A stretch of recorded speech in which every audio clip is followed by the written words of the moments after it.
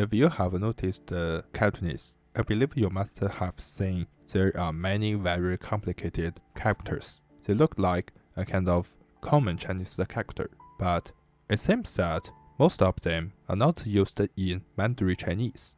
So, in today's video, let's talk about what these characters are. 2 months ago, they talked about a creative idea, the Hangul Cantonese script. Overall, it was just a kind of experimentation or a kind of training. So it actually isn't the real method to write Cantonese. But in this video, these characters are the real Cantonese script, and it also is still used daily today. Just briefly, this Cantonese script is still based on the Chinese character, compared with the characters that are used by the Mandarin Chinese, also known as the most familiar part of the Chinese characters, and we can very easily see it on each Chinese book, article, or web page, etc. The Cantonese script should be expanded from this common Chinese character storage, but it was mentioning that the Cantonese characters are used in writing the oral expression or overseeing. But if the Cantonese speakers want to write an article or some text very official and formal, the Cantonese characters will almost be not used in such a sense, but the Cantonese speaker will use the common, or we can call it the general Chinese characters to write the written words. By the way, besides the Cantonese characters, other languages of the Han Chinese language family also have their special characters, like Shanghainese has this, Min Chinese has this. Speaking of these characters, I think we may need a concept. Those special characters are very often used in the corresponding languages, but the Chinese character storage is a kind of universal storage. It does not mean that the special characters never appear in other Han Chinese languages, but they just have a different pronunciation. For example, this character. This is one of the most familiar used characters in Cantonese. This means he or she in Cantonese, and we can read it in koi. But in standard Mandarin Chinese, this character has become a rarely used character, and the pronunciation also changes into qu. In Shanghainese, this character should be a simplified writing method to write this character. It means he or she too, and the pronunciation also changes. Basically, the Cantonese characters have 4 main categories. First one, the coin characters. These kind of characters were created following the traditional 6-fold classification scheme, also known as 六书 in Chinese, and was based on the pronunciation and the meaning of Cantonese words. For example, Mou is a character that was removed 2 stalks based on the character Yao, and also the Cantonese word for elevator is pronounced li, a transliteration of the English word lift. To represent this sound, a new character is coined using the phonetic semantic method. The radical 才, which means vehicle, is combined with la, which means standing, to create the character li, meaning a vehicle that moves vertically.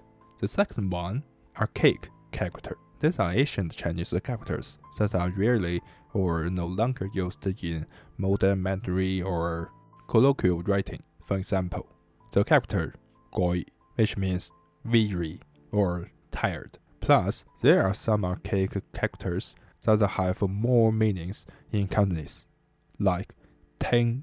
Originally, it meant to listen, to hear, as in perceiving sound with one's ears. So, it also carried more expressions, like to obey, to await orders, or to serve, based on this original meaning, such as Timya, which can directly translate to await a day, thus referring to tomorrow.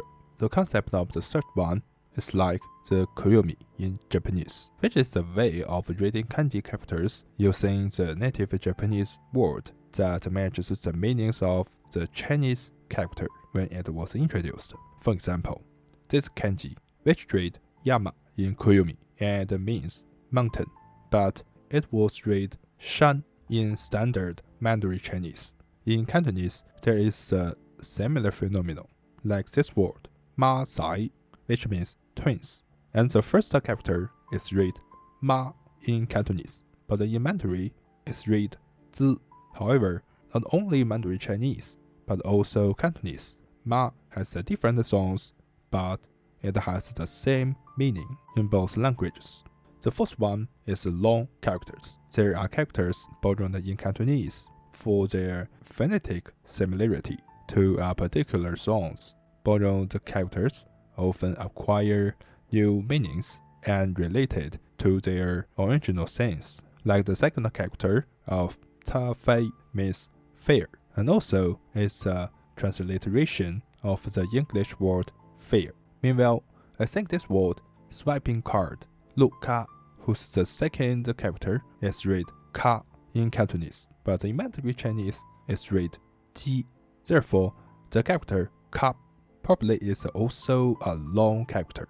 Plus, there is an extra kind of a special character, as mostly it always is used in the names of places, like these characters. But because dozens of years ago, the Chinese character storage of computers didn't include some of those characters, like Xilang Station, Lang Zan, in the early years, probably because this character, long, was very hard to be printed out by computer.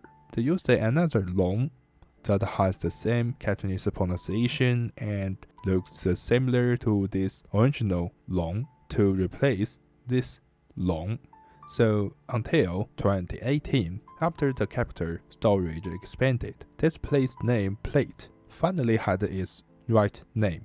So speaking of which, where can we see the Cantonese characters? Basically, the Cantonese character only appeared in writing the spoken language, so the most common place that we can see this character is the social media platforms, especially the comments of the social media, such as the post comments of Instagram, X, or Codename, Twitter, and the video comments on YouTube, etc. Besides the social media, we can very easily see the Cantonese characters on the Cantonese Internet Forum or Cantonese BBIs. When we mention the novels, based on what I've learned, it seems that there are very few writers who use the typical Cantonese characters to write novels or online novels, but we still can see the Cantonese characters in some online novels, or even the whole of the novels are written in the Cantonese characters, but it's just not much. Okay, this is this video, and thank you for watching. Hope you can like this video. Have a good day. See you next time.